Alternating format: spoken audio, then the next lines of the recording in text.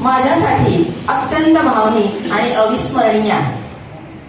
या सेवानिवृत्ती निमित्त आपण सर्वांनी माझा जो सन्मान केला आणि शुभेच्छा दिल्या त्याबद्दल मी सर्वांचे मनःपूर्वक आभार व्यक्त करते.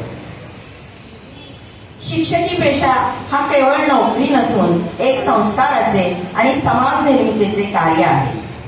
माझ्या सेवा काळात अनेक विद्यार्थ्यांना शिकवताना, त्यांना घडवताना आणि घडताना तसेच त्यांच्या यशात सहभागी होताना मला खऱ्या अर्थाने समाधान मिळाले. या प्रवासात माझ्या सर्व सहकाऱ्यांचे, वरिष्ठांचे, पालकांचे आणि विद्यार्थ्यांचे सहकार्य मला लाभले.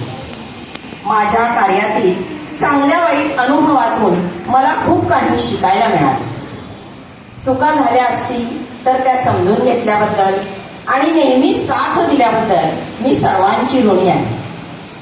आजच्या या दिवशी मी आपल्या संस्थेच्या माजी अध्यक्षा स्वर्गीय उषाताई देवल आणि स्वर्गीय नलूताई मराठे ज्यांनी माझी निवड केली, माझ्यावर विश्वास दाखवला आणि मला शाळेत सेवेची संधी दिली, त्यांची मी आणि माझे कुटुंबीय सदैव ऋणी आहे आणि राहू सुद्धा. तसेच बालक मंदिराच्या माजी मुख्याध्यापिका स्वर्गीय दांडेकर बाई व आदर्श शिक्षण मंदिराच्या माजी मुख्याध्यापिका हेर्लेकर बाई ज्यांनी मला या शाळेत येण्यासाठी मार्गदर्शन आणि प्रोत्साहन दिले, यांचे मी आज या प्रसंगी ऋण व्यक्त करते.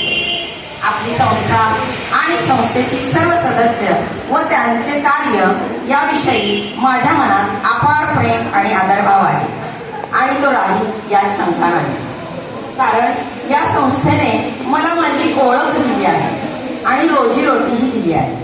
तसेच कुटुंबातील सदस्यांप्रमाणे नेहमी माझ्या अडचणी समजून घेतल्या आणि माझ्यावर विश्वास ठेवला.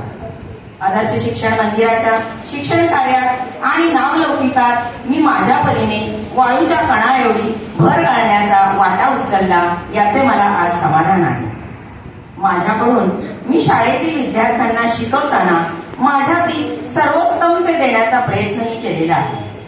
आज मिरजेत कोठेही गेल्यावर विद्यार्थी आणि पालकांकडून मिळणारा आदरभाव हाच माझ्यासाठी आनंद आणि सर्व काही आहे. आज शाळेपासून दूर जाताना मनात थोडी हुरहुर आहे, कारण शाळेने मला केवळ नोकरी नाही तर एक कुटुंब दिले.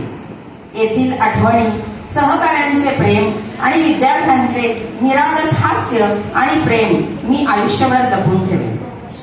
सेवानिवृत्ती म्हणजे कार्याचा शेवट नव्हे तर जीवनाच्या नव्या पर्वाची ही सुरुवात आहे.